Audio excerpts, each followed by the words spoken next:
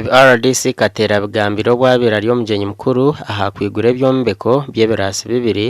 aha amabare primary school omukashare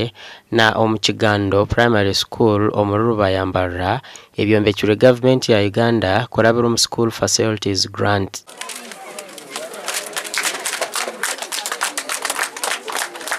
Kora yeta bazira mukicezana urumuzira leta shinje mutwaye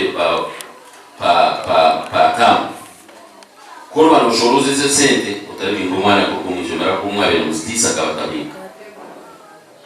kwatagana na leadership yegomborora muteko ho bylaws nitutubye nyuma twate abazira abo abatakwenda kushomesa ninga ukwicezana nebikizi kora nebikizi no mukigo. Ekyombeko cyo mu Kigando Primary School ekyombekirwe aba Epic Fine Services and Constructors Limited kimazireho miliyoni 82 kandi cya Omukigando Primary School kyombekirwe aba Alpha Technical Services Limited kandi kimazireho miliyoni 83 omuza Uganda. Chomesa headmaster na naba management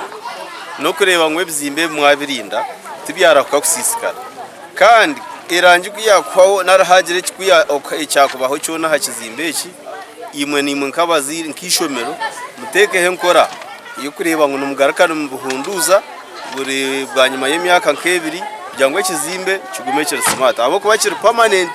so hatshirya harubo okurengo bakirebererege kandi cyagumana cyaka ngo abana bashoma babareberere kurungi babatwareje babatwara mu mashomero bahike muje omushomereri y'Ekigando bareke kureka abana aganda amashomero gakabatwara ahabwe eshongejo twashanga ngo abana bamwe abazire nibo batakufayo batakuma umwana yasiba nkahe umwana yariye cyo umwana tayine uniform umwana school fees tazishashwire so najezo kugamba n'abazire kugira ngo bajezeho munonga batehamane barengo abana baguma mu ishomerere gasha kwa Fred anyine.